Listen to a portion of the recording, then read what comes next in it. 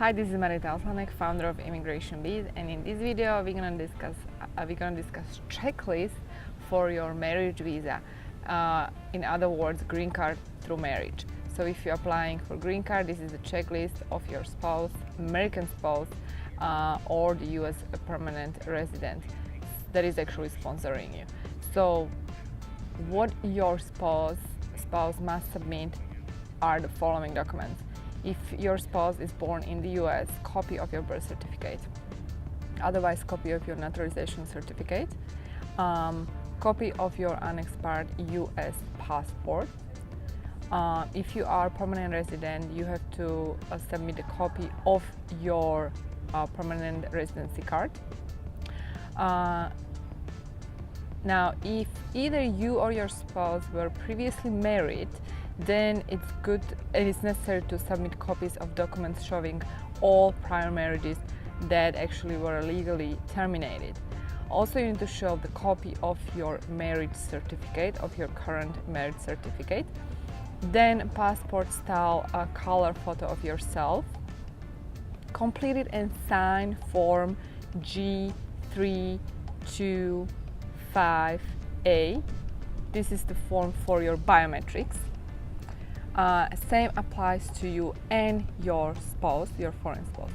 Now, in addition to this required documentation, you have to submit one of the following documentation that will be the evidence of your bona fide marriage. Now, it's necessary to submit this so we can really assure USCIS that your marriage is valid and is legit. So what do you need to show? You need to show documentation showing joint ownership of property or property. So you either have joint ownership of the property or you have a property. Then lease showing joint tenancy if you don't own any property, meaning joint tenancy. So you both have to have names on this lease.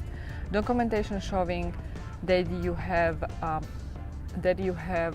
combined all your financial resources, meaning you have joint bank account, birth certificates of children born to you or to your spouse if you are submitting together for the green card of your kids, sworn affidavits or affirmed by third parties personal knowledge that this marriage is bona fide marriage.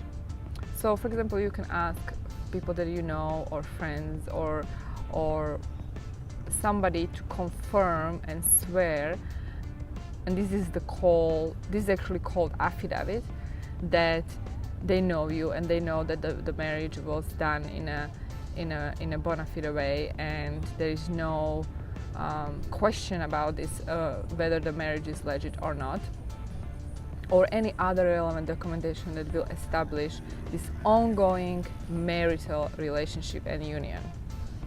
Now, you need to sponsor your spouse because you will have to submit the affidavit of support as well, and for that you have to show tax returns, IRS transcripts, or photocopy of your own records of your federal individual income tax returns for the most recent tax year. If you believe additional returns might be helped, then we encourage you to submit tax returns from, let's say, 3 most recent years. Also, you need to submit, if you provide photocopy of your tax returns, include also Form W-2 and 1099 as well, that relates to your returns. If you are self-employed, you should have completed one of the following forms with the federal income tax returns: Schedule C, Schedule D, Schedule E, Schedule F. You must also include each and every form 1040 schedule. But these are the questions that I address you should discuss with your tax advisor. But basically, in general, you have to submit all the tax returns. If you need to use the value of the assets to meet the income requirements or the ownership of the real estate property, supporting the evidence should be welcomed and attached, because you need to prove that you will be able to sponsor your spouse, and so there is a limit, there is a minimum required limit that you have to actually meet in order to sponsor your spouse. And I'm going to talk about it in my next video, so stay tuned. If you have any questions, please leave them below, or you can visit our blog for more information at immigrationbiz.com/blog. Thank you so much.